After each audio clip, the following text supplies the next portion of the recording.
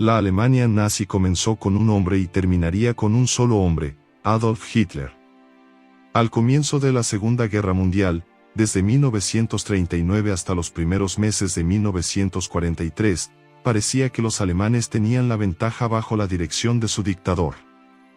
Hitler y los nazis habían conquistado la mayor parte de Europa, incluidos los Países Bajos, los Balcanes, Polonia, Dinamarca, Noruega y Francia, tras el éxito abrumador de la estrategia militar Blitzkrieg. Pronto, los nazis comenzaron a difundir su odio y sus opiniones antisemitas por toda Europa.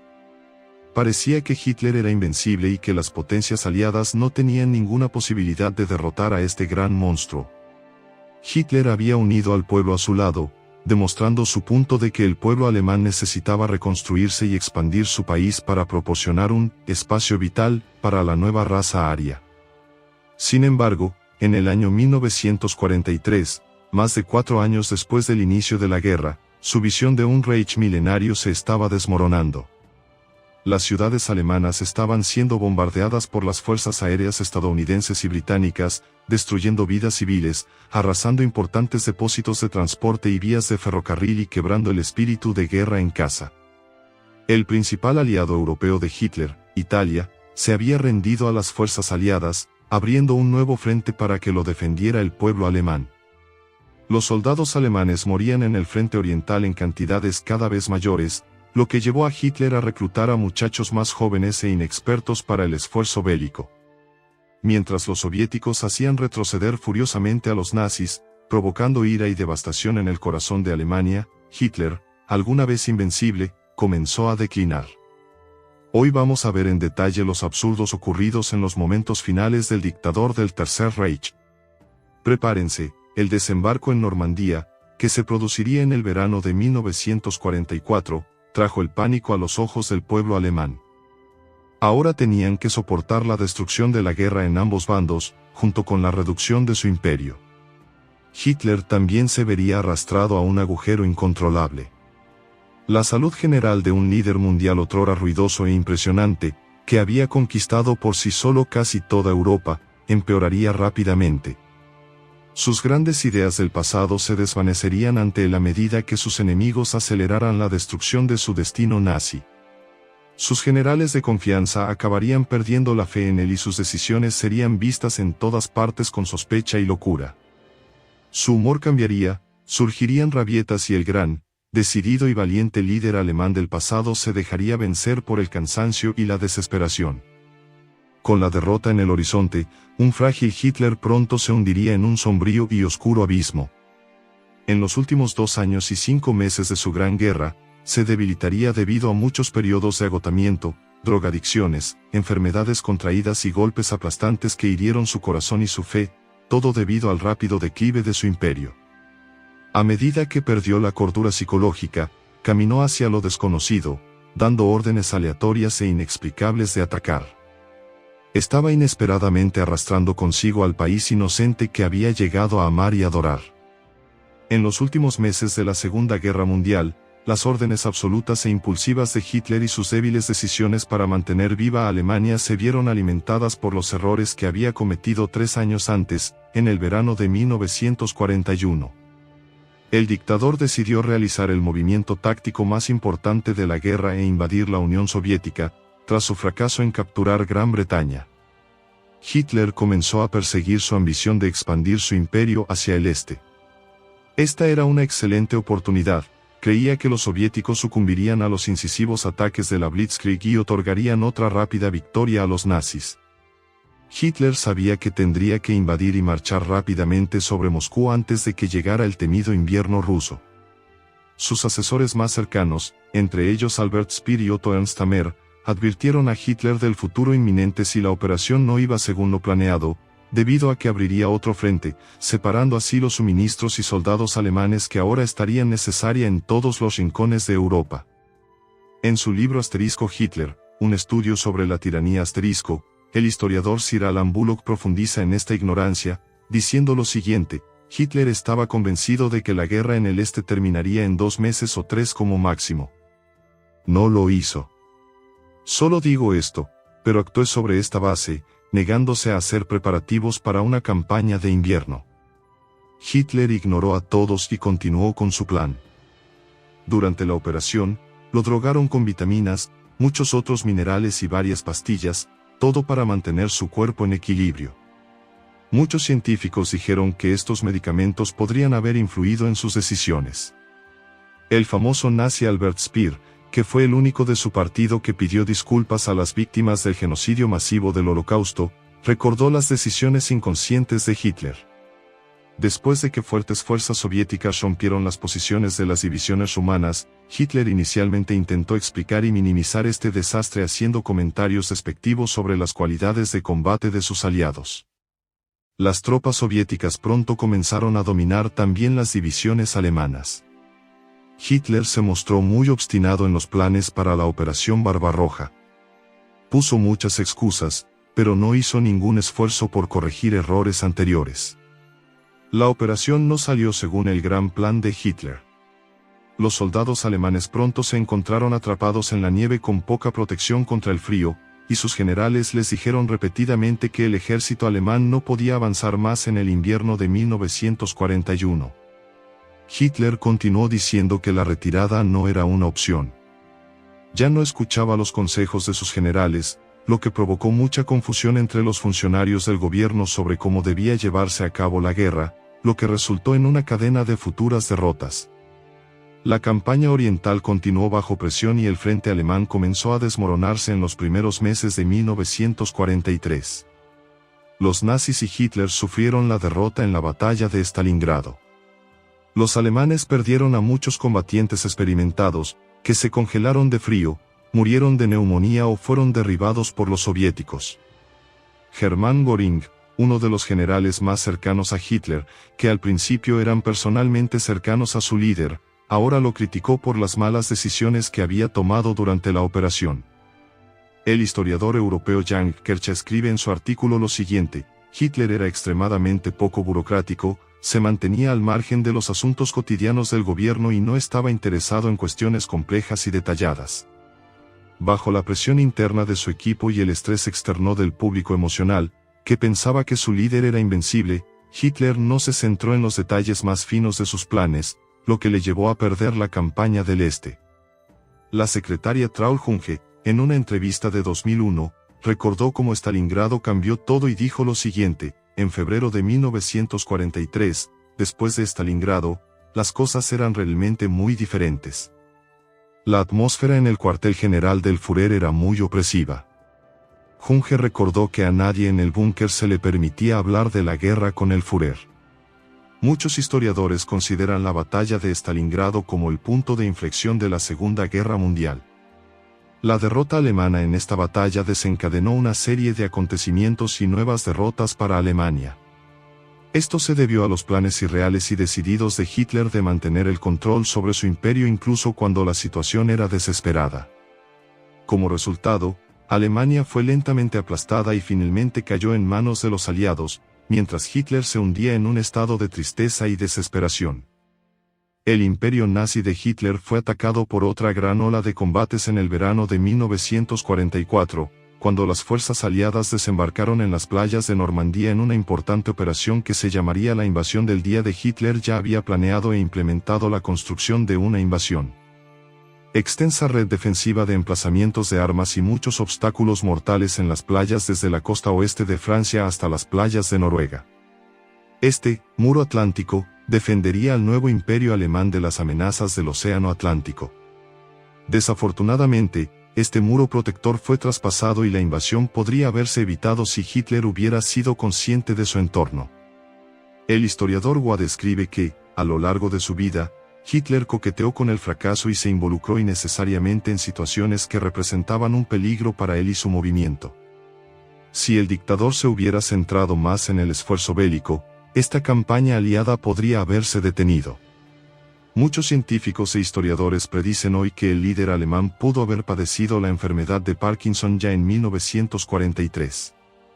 El autor e historiador Sebastian Hafner señala los primeros signos de advertencia de la enfermedad de Hitler y afirma lo siguiente: su mano podría temblar, pero el agarre de la mano temblorosa fue quieta, o nuevamente, repentina e inmortal. Esta enfermedad se apodera del sistema nervioso y paraliza el cerebro. Los temblores que Hitler padecía en su costado izquierdo y la dificultad que tenía para caminar sugieren que son signos de que el dictador pudo haber padecido Parkinson durante su vida. Esta enfermedad también hace que la persona no se dé cuenta de lo que realmente está sucediendo, ya que el cerebro está demasiado débil para funcionar a pleno rendimiento. Cuando las fuerzas aliadas irrumpieron en las playas de Normandía, Hitler, que ya se encontraba en estado crítico, vio la invasión como solo una pequeña distracción de una futura invasión mucho mayor que creía que se avecinaba. Albert Speer registró que Hitler había predicho que los enemigos atacarían la ciudad portuaria de Calais. Hitler tenía 8 divisiones de tanques Panzer en reserva, listas para ser utilizadas en ese fatídico día de junio de 1944. Sin embargo, como solo creía en su teoría y no escuchaba a nadie más, decidió mantener todas sus reservas menos 2 en el campo. El ataque a Calais no tuvo lugar, y cuando Hitler se levantó de su sueño vespertino, como a sus generales no se les permitía molestarlo, las fuerzas aliadas ya habían tomado las playas y marchaban a través de la campiña francesa. El Dr. Leonard Hasten refuerza lo siguiente: un síndrome de Parkinson sintomático, secundario a daño cerebral o alguna acción de las innumerables drogas que Hitler estaba tomando, proporciona una explicación plausible para el trastorno parkinsoniano de Hitler. Esta enfermedad impidió que el líder alemán se diera cuenta de que las invasiones del día D fueron tan importantes como realmente lo fueron. Sus fracasos y errores al dejar pasar el acontecimiento sin dudarlo, o permitir que sus generales dieran las órdenes defensivas, propiciaron el principio del fin de la Alemania nazi, que estaba siendo guiada por un líder enfermo y despistado. Avergonzado por la derrota en las playas de Normandía y la gran derrota de los rusos en Stalingrado el año anterior, Hitler empezó a ver con menos frecuencia a sus generales más cercanos. Speer notó que Hitler comenzó a retirarse del mundo exterior y de la realidad. En lugar de almorzar y cenar con sus asesores, evitaba hablar de la guerra en su vida privada y comía con sus secretarias en sus habitaciones privadas. Traul Junge recuerda que Hitler se fue aislando poco a poco de su círculo íntimo y pasaba más tiempo solo o simplemente con su amante, Eva Braun. En una de sus entrevistas dijo lo siguiente: después del desembarco de Normandía en 1944, el Führer rara vez veía a ningún miembro de su grupo militar fuera de las reuniones del gabinete. No se nos permitía hablar con él sobre la guerra durante la cena ni tomar una taza de té por la noche. Todas esas operaciones se mantuvieron en secreto y fuera de nuestra vista. Hitler no quería que la gente hablara de los duros efectos de la guerra en su presencia. Según Speer, no quería que la gente le contara los errores que había cometido y que habían puesto a Alemania en la incómoda posición de perder. Como recuerda Joseph Goebbels, mano derecha de Hitler, dijo una vez que esto se debía a que la presencia del viejo y exhausto Führer, cuyo país estaba siendo despojado de sus cimientos tras las derrotas, sugeriría a los alemanes gente que su líder era incapaz de ganar la guerra por ellos. Escribió lo siguiente: así, fue Hitler quien tomó la iniciativa en una guerra global que al final no pudo ganar. Como había hecho tantas veces en su vida, huyó y se escondió, esta vez en su ataque aéreo. Refugio en Berlín, a medida que su salud se deterioraba lentamente, permitiendo que la enfermedad de Parkinson se apoderara de su cuerpo y afectara su juicio y liderazgo. Las malas decisiones de Hitler influyeron en el camino descendente de Alemania hacia la destrucción, a medida que el dictador comenzó a alejarse lentamente de sus personas más cercanas a él y del público en general, manteniéndose alejado por pura vergüenza y sospecha. En la primavera de 1945, la salud física de Hitler, oculta al público, había empeorado rápidamente. Si bien todavía no era consciente del hecho de que sus fuerzas se estaban perdiendo en ambos frentes y tenía planes imaginarios para un feroz regreso nazi, la guerra parecía acercarse a un final decisivo. Mientras el imperio nazi era aplastado, Hitler también recibió los golpes de los errores, las derrotas y el estrés, mientras su cuerpo se deterioraba lentamente y lo llevaba a la tumba. Mientras abastecía de alimentos el búnker de Hitler en Berlín en los últimos meses, el médico de las SS Ernest Schenk recordaba lo siguiente sobre el dictador: Hitler era un cadáver viviente, un alma muerta.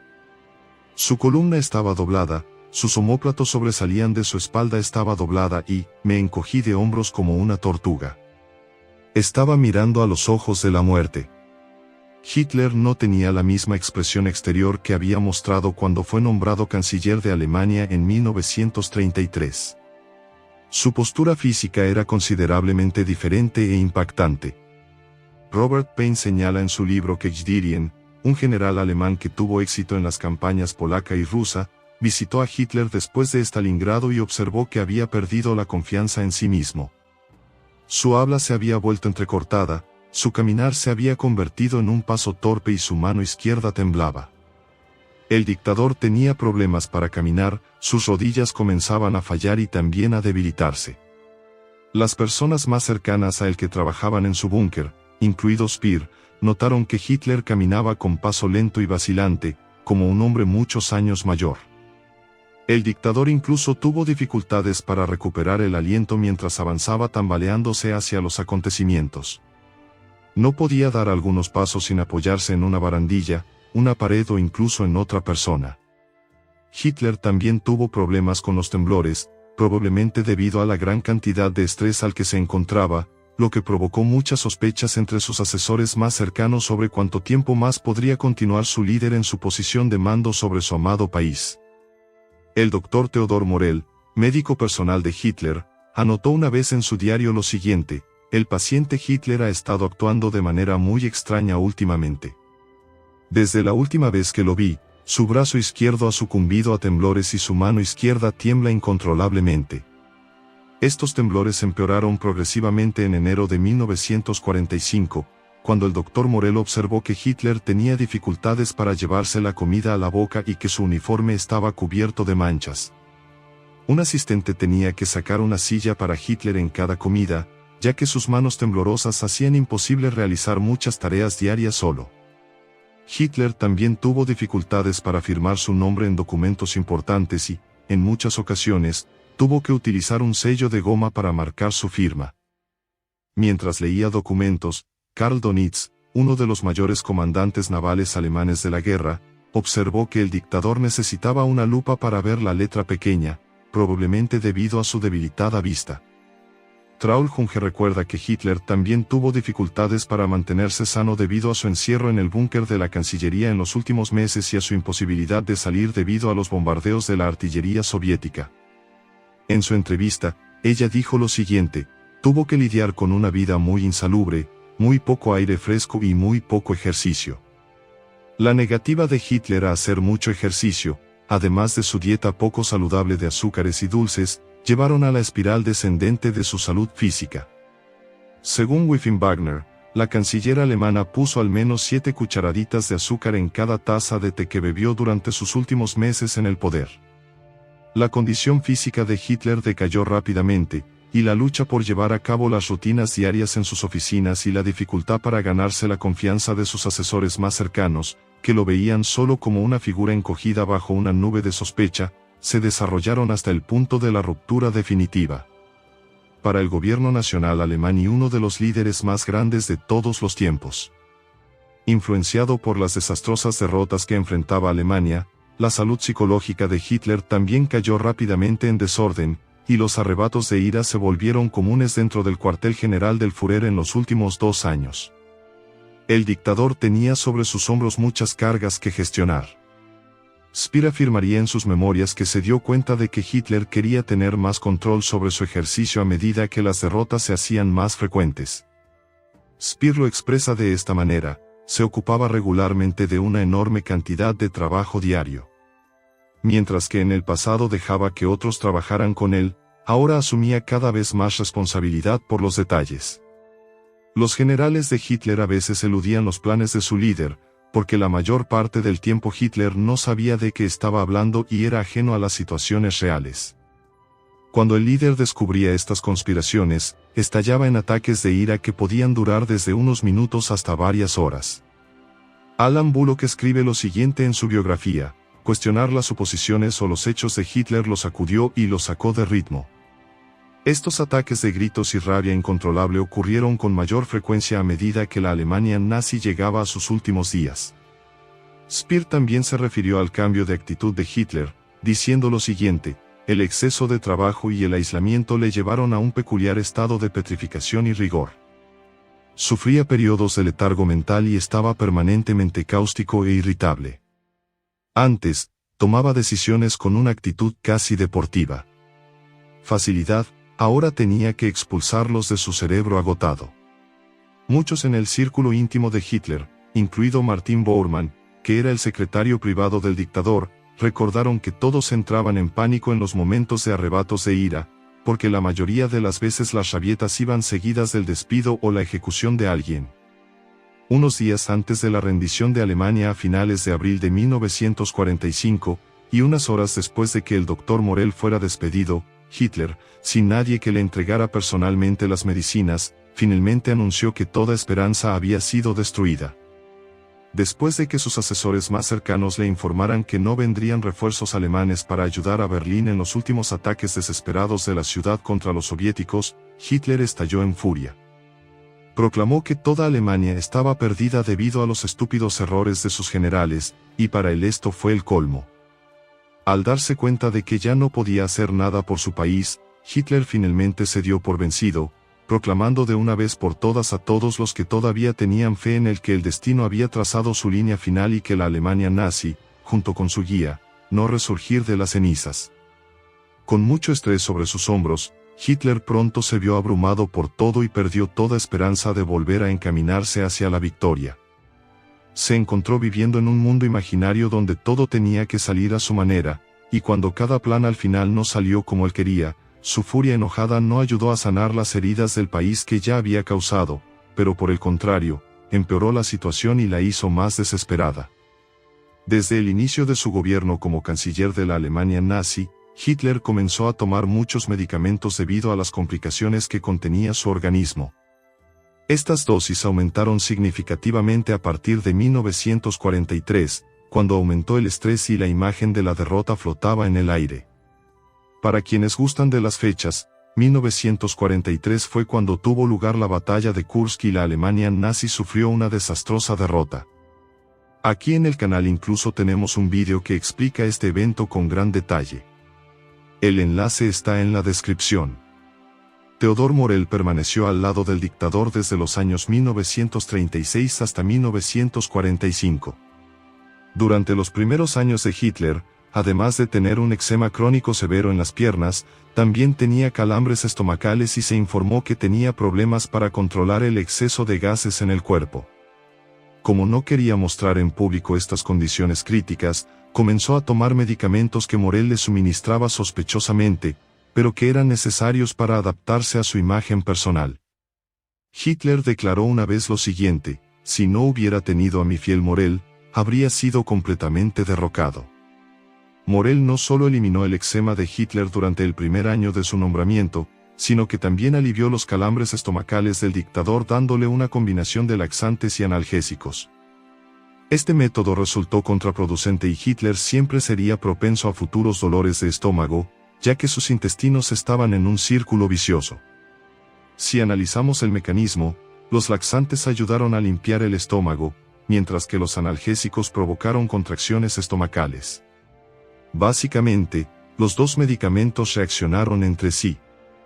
Para controlar el estrés y equilibrar sus emociones, Hitler continuó recibiendo múltiples inyecciones y dosis de medicamentos del Dr. Morell. Cuando la guerra comenzó a inclinarse a favor de las potencias aliadas en 1944, Hitler comenzó a aumentar el número de inyecciones a unas 20 por día, declarando una vez que las inyecciones se consideraban la medicación adecuada para los líderes. Según su diario, el Dr. Morell incrementó las dosis cada vez, dándole a su líder vitaminas elaboradas a partir de heces humanas, orejas de faisán, testículos de toro picados, testosterona, cocaína, extractos de corazones e hígados, metanfetamina, así como muchas otras toxinas mortales.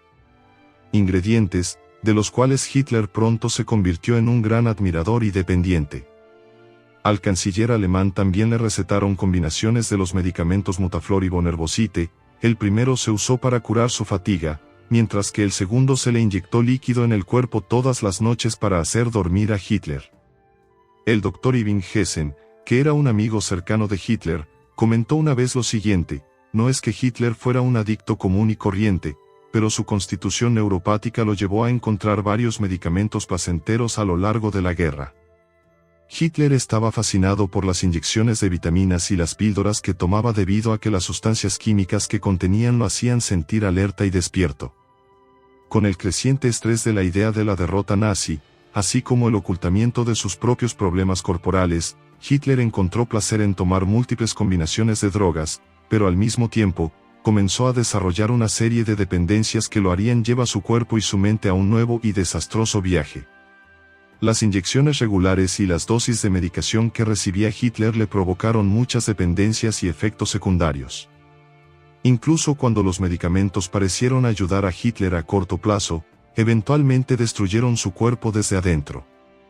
La inteligencia militar estadounidense publicó un expediente de 47 páginas durante la guerra que decía lo siguiente: ahora una nueva investigación ha revelado que el propio Hitler era un consumidor habitual de la droga metanfetamina, ahora una droga de clase apreciada entre los adictos por su sensación de euforia, pero temida por su destructividad mental. Según el diario personal de Morell, el médico le dio a Hitler 9 grandes inyecciones de la droga después de febrero de 1945, después de que el canciller comenzara a notar que el ejército soviético estaba acampado frente a las puertas de su capital, a solo unos cientos de kilómetros de distancia. Una vez se informó que cuando el presidente del Estado checo, Dr. Emil Hacha, se desmayó en 1938 debido a las repetidas intimidaciones de Hitler para que entregara Checoslovaquia a los nazis, el Dr. Morell fue enviado a tratar al pobre hombre. Después de darle a Hacha una de las inyecciones matutinas de Hitler, el líder checo se despertó inmediatamente y parecía completamente despierto. Los químicos contenidos en estos medicamentos rara vez se probaban en ese momento, algunos se consideraban inhumanos para administrarlos a organismos vivos. Las mezclas de estos químicos causaron al dictador muchos problemas a largo plazo. Según los informes, el corazón de Hitler comenzó a sufrir, se destacaron frecuentes dolores de cabeza y mareos, y sus órganos comenzaron a deshidratarse, lo que le provocó problemas digestivos, todo debido a las drogas que consumía. Hitler comenzó a ganar peso y se volvió muy letárgico y perezoso, lo que afectó su voluntad de moverse y actuar con rapidez. Junto con la contracción de la enfermedad de Parkinson, el cuerpo de Hitler se desintegró lentamente. El historiador David Irving escribe lo siguiente: a pesar de los dolores agonizantes y los momentos de desmayos y náuseas, que nunca mencionó a nadie, ni siquiera cuando se le preguntó, Hitler mantuvo una postura firme y afrontó todo con determinación y energía de hierro. Las drogas que Hitler recibía solo duraban cortos periodos de tiempo, y las sustancias arruinaron lentamente su cuerpo hasta que murió. Hitler continuaría trabajando con el Dr. Morell hasta el amargo final en abril de 1945. En su libro, Robert Payne también afirma lo siguiente: los médicos respetables consideraban a Morell totalmente inepto, pero Hitler confió en él y escuchó sus largas explicaciones sobre las acciones de las drogas en el sistema nervioso y lo consideró el más grande de todos los médicos alemanes. Hitler continuaría liderando la nación incluso cuando no se encontrara en sus mejores condiciones. Morell inyectaría más de 60 combinaciones diferentes de drogas y vitaminas en el cuerpo del Führer a lo largo de sus 9 años en el cargo, y a menudo probaría muchas de estas drogas por primera vez en Hitler. Las dependencias del dictador no solo se hicieron más prominentes a medida que avanzaba la guerra, sino que también tuvieron efectos perjudiciales en su cuerpo, deformando sus rasgos externos y provocando que decayera más rápido de lo que cualquiera podría haber esperado. Esto, a su vez, cambió su actitud hacia la guerra y provocó la caída gradual de su amada creación. La visión de Hitler de crear un imperio milenario fue destruida en unos pocos años de horribles errores, falta de juicio, mala salud y órdenes confusas. Para lucir lo mejor posible en cada evento y querer representar el modelo de hombre ario, Hitler se dedicó a inyecciones ilegales y dosis diarias de drogas mixtas durante varios años. Esto alimentó sus adicciones, inflamó su exceso de ira y sus problemas de temperamento, y al mismo tiempo provocó una serie de visiones inconscientes en las que el Führer no podía ni quería ver la destrucción que estaba ocurriendo en su país. Aún así, siguió luchando por un futuro imposible, alimentado por sus adicciones a las drogas. Los errores que cometió durante la batalla de Stalingrado y las invasiones del día D lo perseguirían más tarde, cuando los ciudadanos de la otrora invencible Alemania pronto se encontraron sin hogar, siendo atacados a tiros, violados, hambrientos, desesperados y demolidos. Abrumadoras fuerzas aliadas. Los generales del dictador continuaron mirando a su líder con sospecha e ira durante los últimos 2 años, pensando que su extrovertido dictador del pasado había perdido su inteligencia, lo que rápidamente llevó al aislamiento de Hitler de sus amigos más cercanos y del público por igual. Sin apariciones públicas de su amado líder, toda esperanza en Alemania se perdió repentinamente. Si bien muchos alemanes leales perdieron la fe en su causa y se dieron por vencidos en todos los ámbitos de la vida, esto promovió una disolución más rápida del imperio nazi. Tanto el Ejército Rojo como los aliados occidentales avanzaban hacia Alemania. Al reconocer la fuerza y la determinación del Ejército Rojo, Hitler decidió utilizar las muchas reservas móviles restantes contra los ejércitos estadounidense y británico, que percibía como mucho más débiles. El 16 de diciembre lanzó la ofensiva de las Ardenas para incitar a la desunión entre los aliados occidentales y, tal vez, convencerlos de unirse a su lucha contra los soviéticos. Después de algunos éxitos temporales, la ofensiva fracasó y gran parte de Alemania quedó en ruinas. En enero de 1945, Hitler dijo por radio: por muy grave que sea la crisis en este momento, a pesar de todo, será dominada por nuestra voluntad inquebrantable. Actuando según su opinión de que los fracasos militares de Alemania significaban que había perdido el derecho a sobrevivir como nación, Hitler ordenó la destrucción de toda la infraestructura industrial de Alemania antes de que pudiera caer en manos de los aliados. El ministro de Armamento, Albert Speer, recibió el encargo de llevar a cabo esta política de tierra arrasada, pero desobedeció la orden en secreto. En una fría tarde de finales de marzo de 1945, el general Duig de Eisenhower se sentó en su cuartel general en Reims, en el noreste de Francia, y redactó un cable histórico y sin precedentes. Fue enviado a Moscú para recibir la atención personal de Stalin. Esta fue la primera vez en todos los años de la guerra que el comandante supremo de las fuerzas expedicionarias aliadas se comunicó directamente con el líder soviético, pero ahora había razones urgentes y apremiantes para ello. El avance final de las fuerzas aliadas hacia Alemania estaba a punto de comenzar, y era claramente importante que los ejércitos angloamericanos coordinaran sus acciones con los soviéticos. Eisenhower informó a Stalin de sus planes y pidió reciprocidad, queriendo evitar que se repitiera la situación de 1939, cuando, en una fase muy diferente de las hostilidades, tropas alemanas y rusas, aliadas por tratado, se encontraron frente a Polonia mientras ese país estaba siendo dividida entre Stalin y Hitler. No se trazó ninguna línea de demarcación preestablecida y ese enfrentamiento debía evitarse a toda costa. Eisenhower envió a otros 2 cabos esa tarde, uno a Washington y el otro al general del ejército George Marshall, que era su superior inmediato. Otro fue enviado al general Bernard Montgomery, comandante en jefe del 21º Grupo de Ejércitos en el norte de Alemania. A ambos hombres, Eisenhower les describió su nuevo plan para poner fin rápidamente a la guerra. Eisenhower se centró en el 12º Grupo de Ejércitos, bajo el mando del general Omar Bradley, que avanzaría por Alemania Central. Allí, como esperaba Eisenhower, se encontraría con los rusos y dividiría Alemania en 2.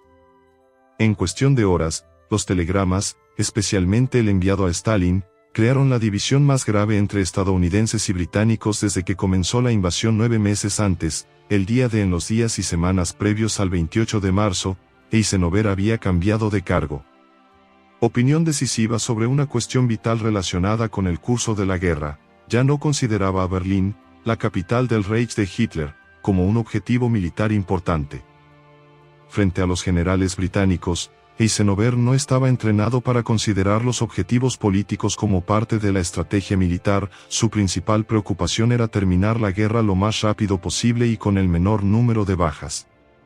A nivel internacional, Eisenhower carecía de experiencia política.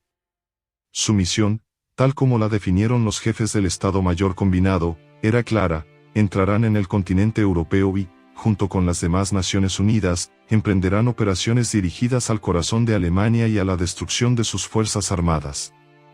Incluso en esta última etapa de la guerra, Su objetivo era puramente militar, destruir al ejército enemigo lo más rápido posible. En cualquier caso, ya se había acordado en niveles superiores que Berlín quedaría bajo control soviético. Para los británicos en general, y para Churchill en particular, la configuración del mundo de posguerra ya estaba clara. Al igual que Checoslovaquia y Polonia, gran parte de Europa del Este ya estaba bajo el dominio ruso, destinada al régimen comunista. Si Montgomery pudiera capturar Berlín antes que los rusos, sería una gran victoria propagandística y daría a los aliados occidentales una ventaja importante en futuras negociaciones. Churchill ya había observado con aprensión los cambios en el comportamiento de Stalin desde la conferencia de Yalta de febrero de 1945, en la que ya se había elaborado el mapa mundial posterior a 1945. Por ejemplo, los bombarderos angloamericanos obligados a aterrizar detrás de las líneas rusas estaban siendo internados junto con sus tripulaciones. Los rusos se habían negado a evacuar a los soldados angloamericanos en los campos del este, aunque se estaban haciendo arreglos recíprocos para los soldados rusos en los campos del oeste. Al mismo tiempo, se negaban las bases aéreas y las instalaciones de repostaje y reparación de bombarderos estadounidenses en territorio controlado por Rusia.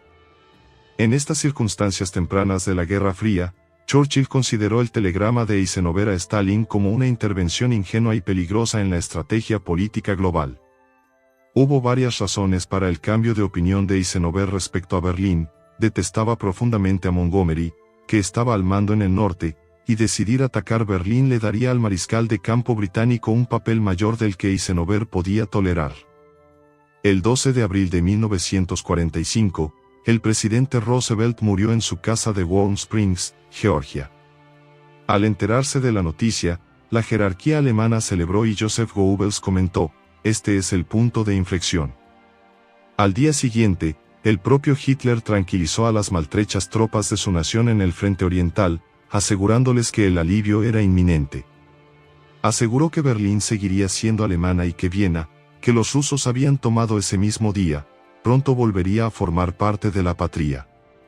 En realidad, sin embargo, esto ilustró perfectamente la ilusión con la que el mando nazi seguía manteniendo el esfuerzo de guerra. De hecho, tan solo en las últimas 24 horas, las tropas estadounidenses habían capturado 2 montículos de agua pesada, eliminando cualquier posibilidad de que los alemanes desarrollaran una bomba atómica en los próximos meses. 2 días después, el 15 de abril, el ejército alemán lanzó un contraataque contra los estadounidenses cerca de Wilson en un esfuerzo por unirse a sus patriotas en la batalla por Berlín. La operación fracasó y los estadounidenses, que llamaron reveladoramente a la batalla Operación Capet, rechazaron al ejército de Hitler con una brutal combinación de artillería, tanques y armas de fósforo.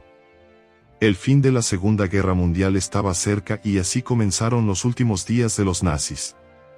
En las primeras horas del día siguiente, el 16 de abril, el mensaje fue transmitido claramente: a las 3 de la madrugada, los soviéticos iniciaron su ofensiva contra Berlín, con nada menos que 20 ejércitos, lo que correspondía a 2,5 millones de soldados y 40.000 morteros y campaña. Armas. La situación de Hitler era desesperada y ahora finalmente se dio cuenta de ello. El 20 de abril, su 56º y último cumpleaños, Hitler hizo su último viaje desde el Führerbunker a la superficie. En los jardines en ruinas de la Cancillería del Reich, entregó cruces de hierro a los soldados adolescentes de las juventudes hitlerianas, que ahora luchaban contra el Ejército Rojo en el frente cerca de Berlín. El 21 de abril, el primer frente bielorruso de Georgy Chukov rompió las defensas del grupo de ejércitos Vístula del general Gatzer de Inrisi durante la batalla de Seeloitz y avanzó hacia las afueras de Berlín. Hitler, negando la desesperada situación, puso sus esperanzas en el destacamento mal equipado y mal comandado del ejército de Steiner, que estaba al mando de Felix Steiner. Hitler le ordenó atacar el flanco norte del saliente, mientras que al 9º ejército alemán se le ordenó atacar el norte en un ataque de pinza. Durante una conferencia militar el 22 de abril, Hitler preguntó sobre la ofensiva de Steiner. Se le informó que el ataque no se había lanzado y que los soviéticos habían entrado en Berlín. Luego, Hitler ordenó a todos, excepto a Keitel, Hodel, Krebs y Bergdorf, que abandonaran la habitación. Luego lanzó un ataque verbal contra la supuesta traición e incompetencia de sus generales, que culminó con su declaración, por primera vez, de que todo está perdido. Anunció que se quedaría en Berlín hasta el final y luego se suicidaría. El 23 de abril, el Ejército Rojo había rodeado Berlín y Goebbels emitió una proclama instando a sus ciudadanos a defender la ciudad. Ese mismo día, Göring envió un telegrama argumentando que, como Hitler estaba aislado en Berlín, debía asumir el liderazgo de Alemania. Göring fijó un plazo tras el cual consideraría a Hitler incapacitado. Hitler respondió haciendo arrestar a Göring. En su última voluntad y testamento del 29 de abril, también destituyó a Göring de todos los cargos gubernamentales.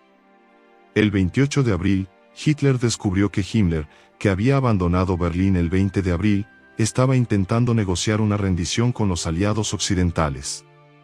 Consideró esto una traición y ordenó el arresto de Himmler, al mismo tiempo que ordenó la ejecución de Hermann Fegelein, el representante de las SS de Himmler en la sede de Hitler en Berlín, por deserción. La noche del 28 de abril, Hitler tenía muchas cosas en que pensar. Durante el día habían llegado noticias de que se había producido un levantamiento en el norte de Italia. Benito Mussolini había sido arrestado por partidarios y algunos de los comandantes militares de Hitler en Italia estaban iniciando negociaciones de armisticio. Al mismo tiempo se había producido un intento de golpe de Estado en Múnich. Las fuerzas rusas estaban solo a unos 900 metros del búnker, y el 9º ejército alemán, al que se le había ordenado romper el asedio ruso a la capital del Reich para rescatar a Hitler, probablemente no podría llevar a cabo su misión. Aún así, Hitler tenía una vaga esperanza de que el 12º ejército, bajo el mando del general Walter Wenck, en camino a Potsdam y Berlín, tuviera éxito. Sin embargo, Hitler sabía que pronto tendría que suicidarse, y antes de hacerlo deseaba casarse con su amante de toda la vida, Eva Braun, al mismo tiempo que quería escribir su testamento político final y su testamento personal. El 29 de abril, cuando los rusos estaban a menos de 24 horas de asegurar el control total de Berlín, Hitler ordenó que envenenaran a su pastor alemán, Blondie. La idea de que su querido compañero cayera en manos rusas era insoportable, pero también era importante probar la eficacia de las cápsulas de cianuro que habían sido distribuidas por todo el búnker. Después de la tisis, el pastor murió instantáneamente y sus 5 cachorros también fueron asesinados a tiros. A las 5 de la mañana del 30 de abril, los residentes del búnker fueron despertados por fuego de artillería. Al cabo de una hora, Hitler, que estaba sentado con los ojos cansados, en bata y zapatillas, fue informado de que solo faltaban unas horas para la derrota. Alrededor de las 2 de la tarde, Hitler tomó su última comida. Ha llegado el momento, todo ha terminado, afirmó. Goebbels, que había insistido durante mucho tiempo en que Hitler permaneciera en Berlín, intentó ahora convencer al Führer de que abandonara la ciudad, pero Hitler se negó. Antes de despedirse de Goebbels, Hitler y su secretaria, Traul Junge, fueron a la pequeña sala de conferencias cerca de las habitaciones de Hitler. Estaba a punto de quitar la tapa de la máquina de escribir, como Hitler normalmente dictaba directamente en la máquina de escribir, cuando dijo, escríbalo en la libreta de taquigrafía. Luego se sentó sola en la mesa grande y esperó. Hitler estaba en su lugar habitual en el lado ancho de la mesa, apoyando ambas manos sobre ella y mirando la parte superior vacía de la mesa, que ese día no estaba cubierta de mapas. Durante varios segundos, Hitler no dijo nada y luego, de repente, empezó a pronunciar las primeras palabras, mi testamento político. Después de terminar su testamento, según el secretario, Hitler se tomó un breve descanso y luego comenzó a dictar su testamento personal. Esta voluntad de Hitler fue más corta. Explicó su matrimonio, se deshizo de sus bienes y anunció su muerte inminente. Se completó toda la redacción y Hitler no hizo correcciones a ninguno de los documentos. Se alejó de la mesa, en la que había estado apoyado todo el tiempo, y dijo, escribe esto inmediatamente por triplicado y luego tráemelo. El secretario sintió que había algo de urgencia en su voz y pensó en que el documento crucial escrito por Hitler saldría al mundo sin correcciones ni revisiones exhaustivas. Sabía que cada carta había sido pulida, mejorada y revisada, pero ahora Hitler no tenía tiempo para nada de eso. Hitler abandonó su fiesta de bodas 3 veces para preguntarle a su secretaria cómo le iba con la mecanografía. Según ella, Hitler miró y dijo, ¿estás listo? Y ella respondió, no, mi Führer, todavía no estoy lista. Bormann y Goebbels también seguían viniendo para ver si había terminado. Este ir y venir la ponía nerviosa y retrasaba el proceso, aumentando su angustia por toda la situación.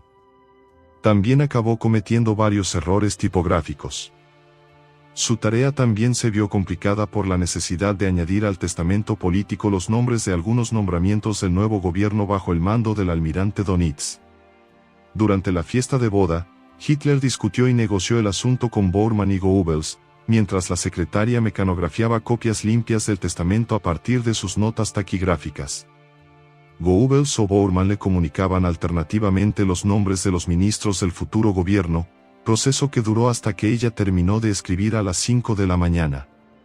Mecanografió la última de 3 copias de cada uno de sus testamentos políticos y personales alrededor de las 6 a.m. del 29 de abril. La artillería rusa inició su intenso y regular bombardeo del distrito gubernamental y también del área alrededor de la Cancillería del Reich. La línea del frente se encontraba ahora a unos 400 metros de la Cancillería. Durante esas primeras horas de la mañana, Hitler planeó sacar las 3 copias de Berlín y entregárselas al almirante Dönitz y al mariscal de campo Ferdinand Schörner, que era el comandante del grupo de ejército centro en Bohemia. 3 mensajeros salieron de Berlín para cruzar las líneas enemigas, cada uno con una copia de la voluntad política y personal. El ataque ruso se acercaba implacablemente al búnker. Aproximadamente a las 9, el fuego de artillería se detuvo repentinamente y los mensajeros informaron al búnker que los rusos avanzaban con tanques e infantería. Más tarde esa mañana, el secretario regresó al búnker de Hitler. Observó que Hitler estaba inquieto y caminaba de una habitación a otra. Él le dijo que esperaría hasta que los mensajeros hubieran llegado a sus destinos con los testamentos y luego se quitaría la vida. Esa tarde, Hitler fue informado de que Mussolini había sido ejecutado por el movimiento de resistencia italiano el día anterior, y se cree que esto aumentó aún más su determinación de evitar la captura. El 30 de abril, las tropas soviéticas estaban muy cerca de la Cancillería cuando Hitler se pegó un tiro en la cabeza y Eva Braun mordió una cápsula de cianuro.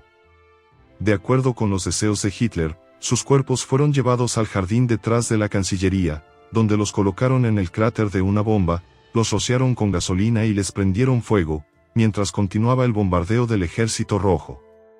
El gran almirante Karl Dönitz y Goebbels asumieron los roles de Hitler como jefe de Estado y canciller, respectivamente.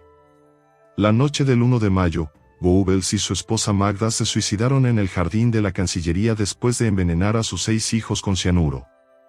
Luego, Berlín se rindió el 2 de mayo.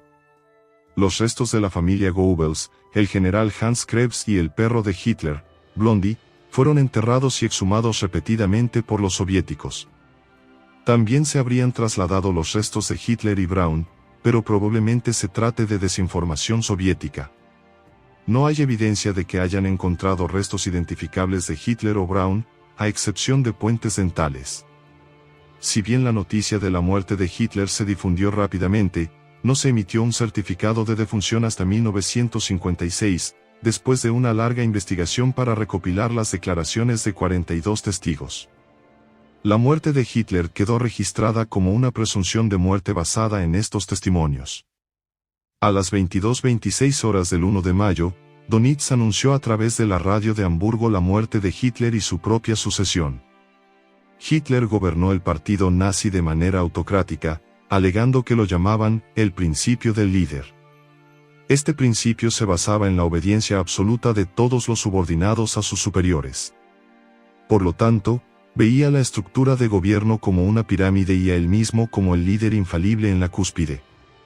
La jerarquía en el partido no estaba determinada por las elecciones, básicamente, los puestos se llenaban mediante nombramiento de personas de mayor rango, que exigían obediencia incondicional a la voluntad del líder. El estilo de liderazgo de Hitler consistía en dar órdenes contradictorias a sus subordinados y colocarlos en puestos donde sus deberes y responsabilidades se superponían entre sí, de modo que el más fuerte hacía el trabajo. De esta forma, Hitler fomentó la desconfianza, la competencia y las disputas entre sus subordinados para consolidar y maximizar su propio poder. Su gabinete nunca se reunió después de 1938 y disuadió a sus ministros de reunirse de forma independiente. Por lo general, Hitler no daba órdenes por escrito, sino que las comunicaba verbalmente o las transmitía a través de su colaborador cercano, Martin Bormann. Confiaba a Bormann su papeleo, nombramientos y finanzas personales, mientras que Bormann usaba su posición para controlar el flujo de información y el acceso a Hitler. El líder del Reich dominó el esfuerzo bélico de su país durante la Segunda Guerra Mundial en mayor medida que cualquier otro líder nacional.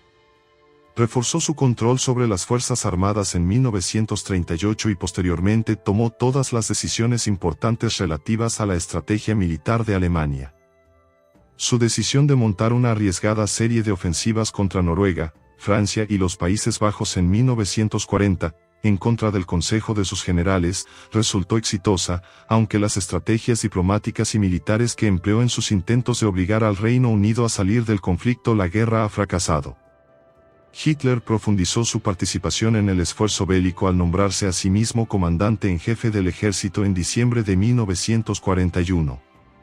A partir de ese momento, que fue esencialmente cuando la batalla de Moscú estaba terminando, dirigió personalmente la guerra contra la Unión Soviética, mientras que los comandantes militares, que se enfrentaban a los aliados occidentales, mantenían cierto grado de autonomía.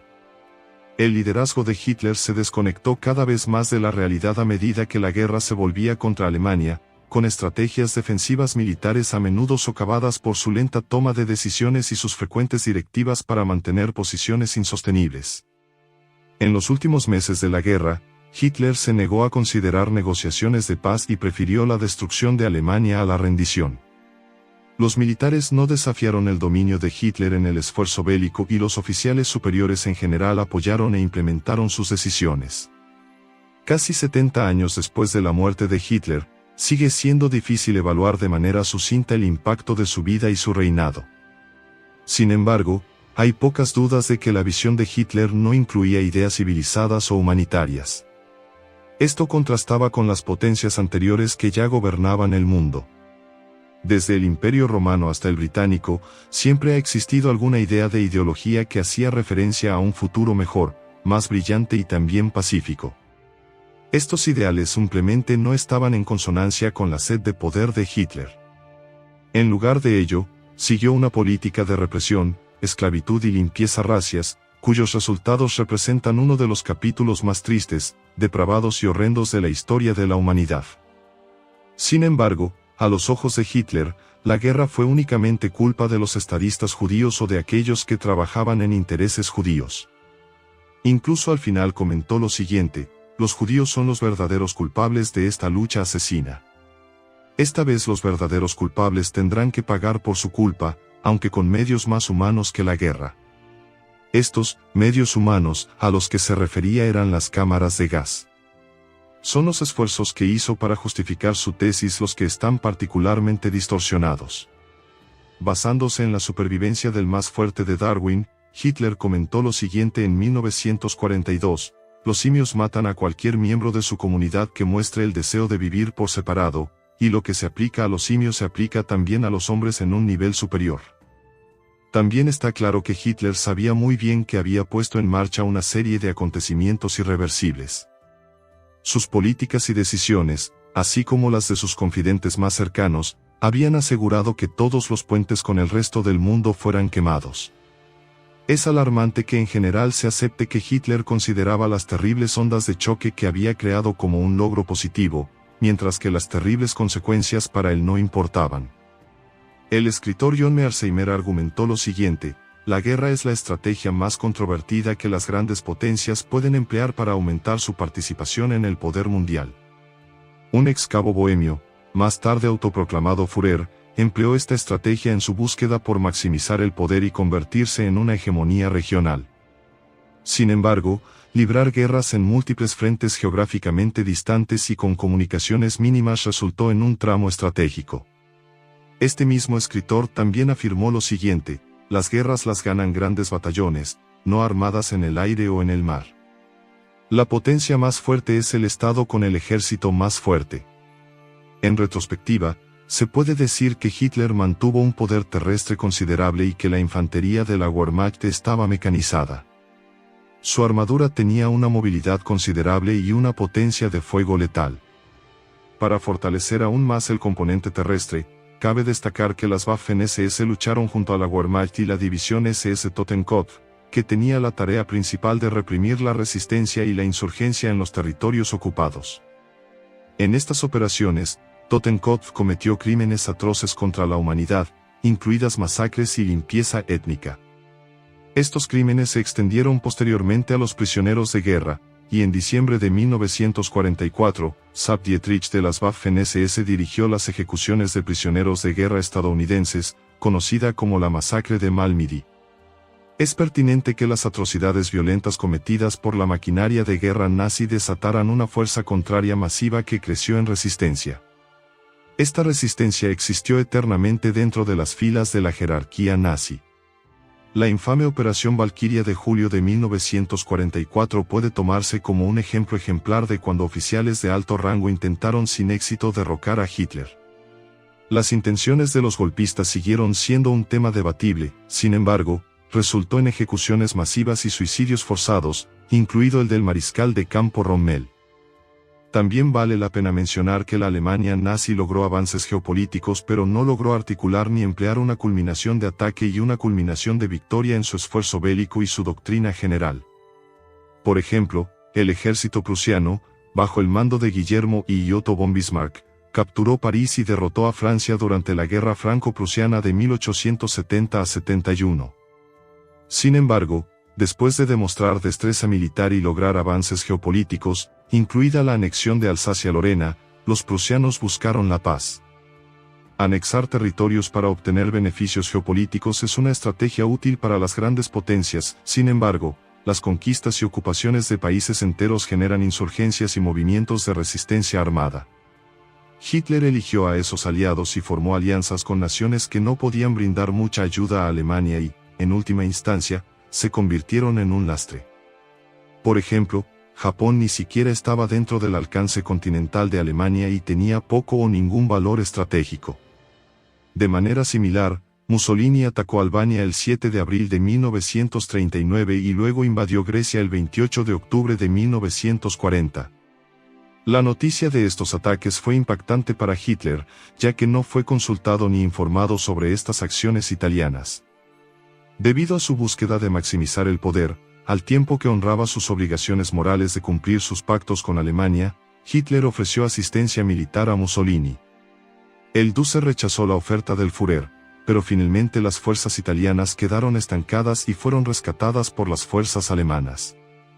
El dictador italiano no pudo luchar eficazmente contra las fuerzas aliadas y fue depuesto por el rey Víctor Manuel III.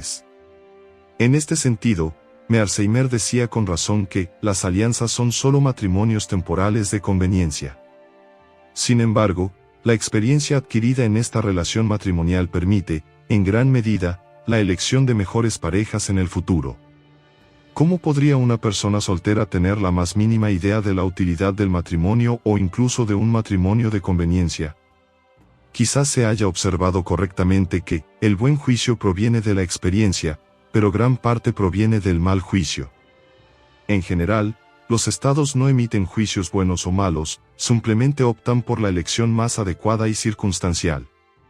Sin embargo, Hitler actuó de manera opuesta, no solo ayudando a sus aliados, sino que en esta búsqueda también puso en peligro la existencia misma de sus fuerzas armadas. En retrospectiva, sus aliados, entre ellos Rumanía, Hungría, Eslovaquia, Bulgaria, Yugoslavia y Croacia, no tenían ninguna utilidad estratégica. La tradición realista alienta a un Estado a confiar en sus propios músculos, movilizando y construyendo sus recursos para asegurar la supervivencia. Si un Estado no logra hacer esto, entonces recurre al equilibrio externo, formando coaliciones y alianzas. Esto último sirve como estrategia para equilibrar la amenaza, sin embargo, el objetivo final es la supervivencia. Hitler llevó a Alemania a formar alianzas que no eran ni un requisito estructural ni una necesidad estratégica y, en última instancia, dieron lugar a una ampliación estratégica de las Fuerzas Armadas. Por ejemplo, Japón tenía poco valor estratégico, y su ataque a la Armada de los Estados Unidos en Pearl Harbor obligó a Alemania a declarar la guerra a los Estados Unidos 4 días después, a pesar de que la Armada alemana llevó a cabo cuidadosamente su guerra submarina sin restricciones en el Atlántico Norte sin apuntar a buques estadounidenses. Las Fuerzas Armadas alemanas parecían estar constantemente rescatando a sus aliados. Los submarinos de la Kriegsmarine llegaron hasta Indonesia para brindar apoyo de fuego a las fuerzas imperiales japonesas. La puntualidad tiene un gran valor en la realización de operaciones militares, y Hitler invadió Dinamarca y Noruega de manera oportuna para asegurar el suministro de mineral de hierro de Suecia. Estratégicamente, ambos estados tenían un enorme valor a la hora de maximizar su poder. Sin embargo, Hitler cometió un gran error al subestimar a los soviéticos. Descuidó el hecho de que el pacto Molotov-Ribbentrop era beneficioso para él y le proporcionaba un este seguro.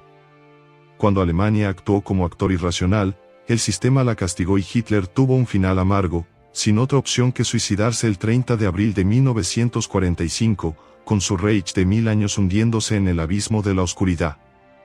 Por lo tanto, el canciller que se convirtió en gobernante absoluto no fue racional al elegir a sus aliados. Si hubiera actuado como un verdadero realista y no hubiera declarado la guerra a Estados Unidos para complacer a Japón, podría haber tenido un final mejor. En última instancia, esto resultó en que Estados Unidos ganara y Alemania perdiera a nivel estratégico. Hitler también cometió un gran error al enviar sus tropas a Libia para ayudar a las fuerzas italianas. Repitió el mismo error en varias ocasiones. El Afrika Korps, dirigido por el mariscal de campo Rommel, era una fuerza expedicionaria única en esa época. Siempre estaban ocupados rescatando a las fuerzas italianas porque no podían resolver sus propios problemas. Básicamente crearon un desastre que las fuerzas alemanas tuvieron que limpiar. Las potencias aspirantes tienden a convertirse en hegemones regionales. Mearsheimer señaló lo siguiente: una vez que un Estado alcanza esta posición exaltada, se convierte en una potencia del status quo. De 1933 a 1945, Alemania siguió siendo un Estado revisionista y aspiraba a lograr la hegemonía regional. Sin embargo, en septiembre de 1938, el entonces primer ministro británico Chamberlain tomó el Acuerdo de Paz de Múnich como un indicador de que Alemania se estaba convirtiendo en una potencia del status quo, lo que le llevó a comentar lo siguiente: hemos logrado la paz en nuestro tiempo.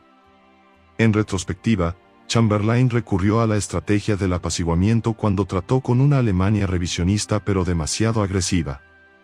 A costa de parecer tonterías, les digo que el movimiento nacionalsocialista durará 1000 años.